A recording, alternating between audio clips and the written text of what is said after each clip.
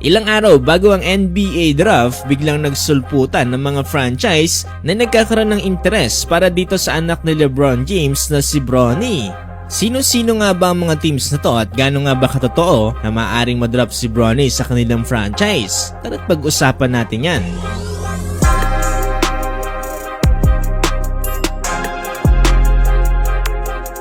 Dalawang araw na lang at 2024 NBA draft na. Sabi natin na isa to sa mga pinaka-inaabangan na draft class. Paano ba naman kasi tila nga ba mas napag-usapan pa ang anak ni LeBron James na si Bronny kaysa nga sa mga top prospect ngayong taon. Kaya naman kaliwat ka ng media na ngayon na nakatutok sa mga franchise na nagkakaroon ng interest dito para kay Bronny. Sa kasulukuyan ang mayroong pinakamataas na percentage na maaaring paglandingan dito ni Bronny ay ang kupunan ng kanyang tatay na si LeBron na Los Angeles Lakers. Pero habang papalapit ang draft, ay tila nga ba nagsusulputan na rin ng ilang mga NBA teams, mayroong interest din pala kay Bronny.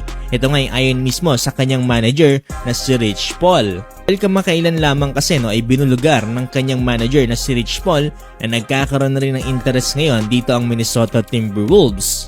Ayon mismo dito kay Rich Paul sa naganap na interview sa kanya sa ESPN, there are other teams that love for Bronny. For example, nandito yung Minnesota Timberwolves, Dallas Mavericks at Toronto Raptors. Ito nga daw ang mga possible options nila if hindi sila maaaring makuha dito ng Los Angeles Lakers. Ay hanggang sa ngayon kahit nandito ang tatay ni Bronny James na si LeBron sa Los Angeles Lakers, ay tila nga ba parang 50-50 pa rin kung makukuha nga ba dito si Bronny. Ayon nga mismo dito kay Rich Paul, ang Minnesota Timberwolves daw ngayon ang merong definite interest para dito kay Bronny. Medyo nagtataka daw siya dito sa owner ng Minnesota Timberwolves dahil hindi nga daw sila nagkaroon ng workout dito. Pero kung titignan kasi natin, meron dalawang picks ngayon ng Minnesota Timberwolves. Ito ngayon pang 27 at 37 pick. Ayon sa mga report, saktong-sakto daw mga spot na to para sa isang kagaya ni Bronny James dahil nga kinukonsider na isa siya sa mga late second round pick dito nga sa magiging draft na to. Hanggang sa ngayon, palaisipan pa rin talaga kung kukunin nga ba talaga ng Los Angeles Lakers itong si Bronny James. Ay itong mga nakaraang buwan, halos kaliwat kanan ng mga workouts nito dito nga sa franchise. Karoon pa nga ng isang pagkakataon na mismong dinayo pa siya dito ng general manager ng Los Angeles Lakers tungkol sa naganap na NBA Draft Combine. Mas lalo pang tumindi ang pakiramdam ko na maaaring sa Los Angeles Lakers talaga mapunta itong si Bronny dahil sa kanilang bagong head coach na si JJ Redick. Para sa mga hindi nakakaalam, tropa ni LeBron James itong si JJ Redick. Ay podcast pa nga silang dalawa ni LeBron kaya naman hindi talaga natin maiiwasan na napakalaking impluwensya ni LeBron dito nga sa kanilang bagong head coach. May mga ilan na nagsasabi na pronta nga lang daw itong si JJ Redick at si LeBron James pa rin daw talaga ang masusunod dito sa franchise. Yan lang naman ang mga usapan at kung sakasakali talagang si Bronny ay mapunta sa Lakers, ay malaki rin ang posibilidad na mas magagamit siya dito lalo't lalo na ang head coach ay tropa ng kanyang tatay. Pero bago yan, doble na exciting habang nanonood gamit ang One. Totoo ang mga sabi-sabi na baka itong si JJ Redick na ang susunod na Steve Kerr o Erik Spoelstra sa NBA. Sina Steve Kerr kasi and Erik Spoelstra walang experience sa coaching job. Gayunpaman, hanggang sa ngayon, nasa team pa rin sila sa Miami Heat at sa Golden State Warriors. Si Kerr galing sa pagiging GM. Si Coach Erik Spoelstra naman bilang isang video coordinator lumundag sa pagiging head coach.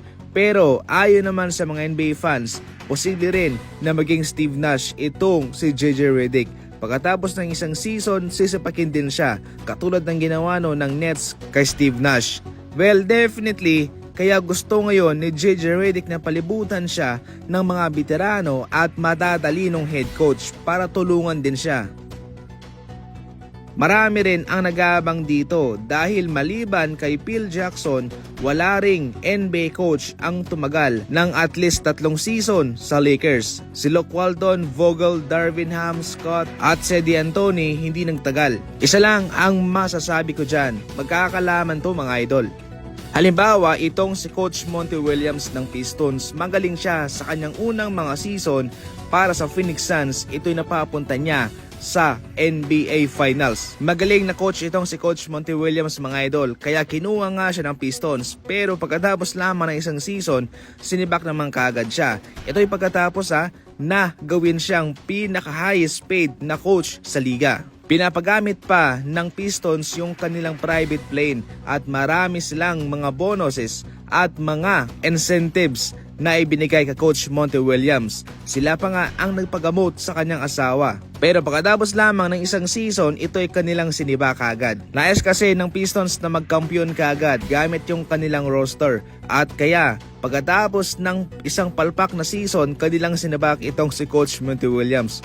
Para sa akin, mas mabuting sinibak ng Pistons yung kanilang lineup. At ngayon, meron pang mahigit 5 taong kontratang natitira itong si Coach Monty Williams sa kanila. Ibig sabihin nun, patuloy nilang babayaran ito sa halagang 60 milyon. O diba? Hayahay mga idol. So heto na nga. Ayon mismo sa isang eksperto, kung aalis man si Klay Thompson, si Paul George ang pinaka-the best na ipapalit ng Golden State Warriors sa kanya. Napakalaki ng diferensya nitong si Paul George patungkol kay Klay Thompson, especially sa 3-point shooting mga idol. Pero kung patungkol lang naman sa laruan, itong si Paul George na ang pinakamalapit patungkol kay Klay Thompson. Ang maganda lang kay Paul George mga idol ay maasahan mo siya patungkol sa main offensive scoring. Pwede mo siyang mapagkatiwalaan kung wala si Stephen Curry.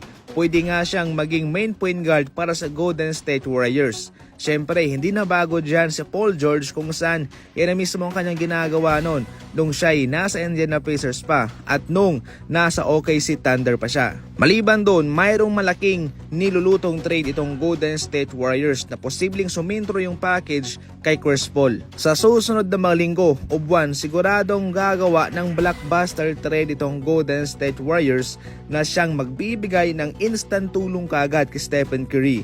Yung aking tinitingnan dito ay kung sino ba yung kanilang ipapalit kay Klay Thompson. Ang mahirap lang, pati rin yung ibang team ay binabarat si Klay Thompson. Alam kasi nila, hindi na ganoon kataas o kalaki yung kanyang produksyon.